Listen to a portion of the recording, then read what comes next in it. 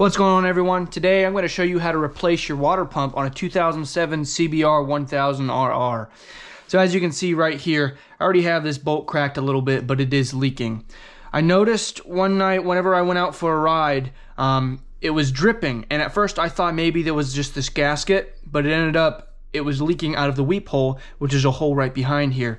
And of course that's a sign of a bad water pump, so a water pump seal inside. The easiest thing you can do is just replace the whole water pump. So that's what I'm going to go ahead and do. The only tools you're going to need to take the water pump off are going to be this 6mm socket and this 10mm socket. All the bolts on the water pump itself take the 10mm, and then you have these hose clamps that are underneath that take the 6. So to start off, you're going to take your top fairing off of your throttle side and the bottom fairing off of your clutch side.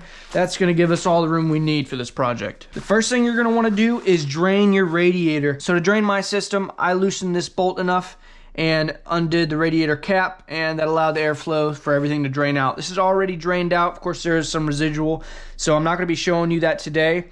But at the end of this video, I'll show you a video where I replace the actual radiator, and in that video, there's an in-depth detail of how to drain your coolant system. So once that's out of the way, we're gonna go ahead and loosen these hose clamps.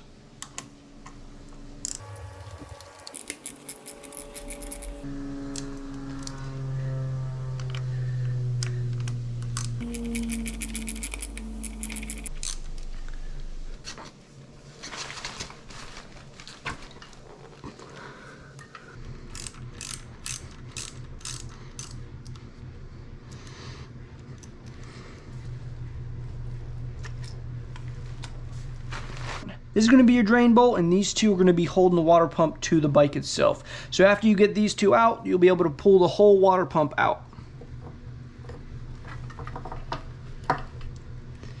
Now, I'll be able to take this hose off without any problem.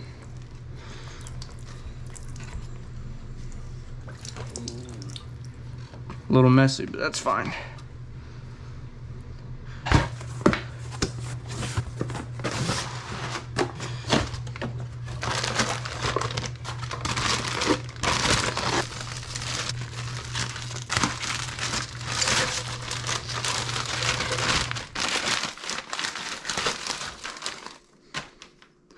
Oh yeah, brand new, man. She looks good. There's a little notch that goes into this little rod right here. Just try your best to align those two. It won't go in unless they do align, so just know if this water pump is all the way in, then you're aligned, you're good to go. All right, so to install this, I'm gonna go ahead and use the reverse order that I did to uninstall the other one.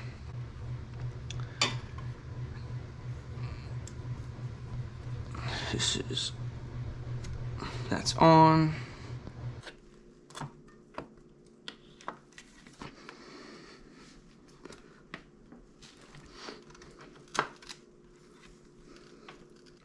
Next, we're going to take these two longest bolts that we had off the other water pump and install them on this one. These are the mounting bolts. These are what keep the water pump on the bike, like I said earlier.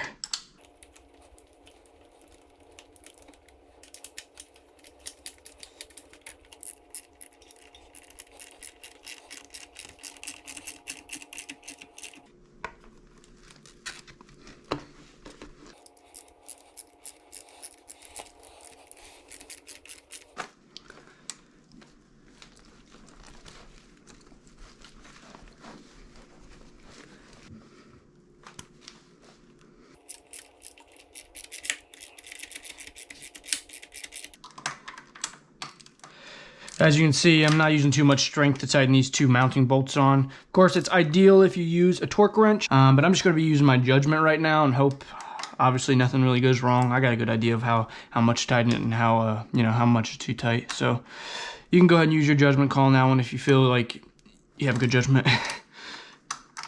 All right, for coolant, we're gonna go ahead and use water wetter. I've ran this one time before, and so far it's been serving me good. Now in Florida, we don't really have to worry about freezing, so this is one of the reasons why I use coolant instead of antifreeze. This calls for 1 ounce per quart, so I'm gonna go ahead and use 4 ounces per gallon. And I already have some water set aside, that way I have a little bit more room for this, so that's what we're gonna start off with. I have this little measuring tool just to kind of make sure. mix it in there the right amount. But of course, it's not like you got to be super perfect. And 4.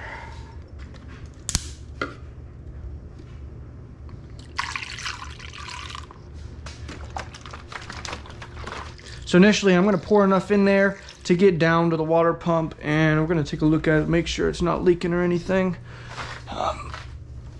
Because obviously that would be bad. Okay, let's add more.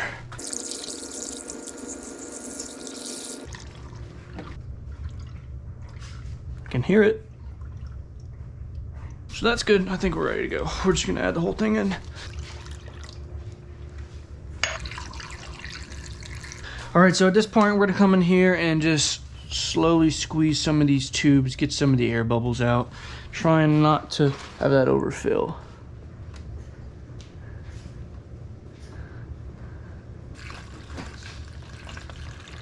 Right there. All right, so next we're going to start the bike, let it warm up to operating temperature, check for leaks, squeeze the hoses, try to get as much air bubbles out as we can. Once it cools down, we're going to go ahead and open the radiator cap again and fill it up if we need to. If not, then we're ready to put the fairings back on and we're ready to roll. Hasn't been started in probably 2 months, maybe 3.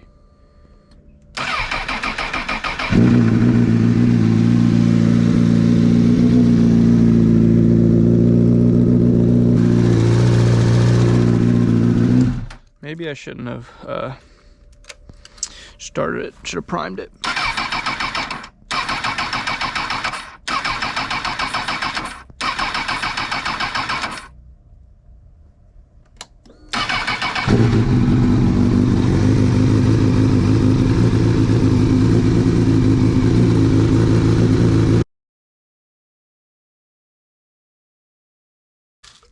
All right, so at this point you can see there's definitely more room. We'll add a little bit more to top it off. And then she'll be ready to put the fairings back on and hit the road.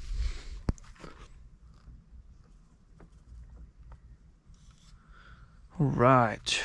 All right, another thing I want to point out is use distilled water. Don't use spring water. Don't use purified water. Distilled water is what's best to go in any cooling system. Car, truck, motorcycle. So it's one thing I do want to point out. But that's pretty much it. I hope you guys enjoyed this video, found it useful. I was trying to find a video, and the only video I could find that was kind of helpful was of a guy doing a whole strip down, taking the whole bike apart. And but the camera angle wasn't even the best. But I decided I'll go ahead and make this video just in case anyone kind of runs into the same problem that I ran into. So if you have any questions, go ahead and drop them in the comment section. I'll get to them whenever I can. Until next time, here's a couple videos. If you guys feel like watching them, go ahead and click them. If not, hope you guys have a good day, and I'll see you around.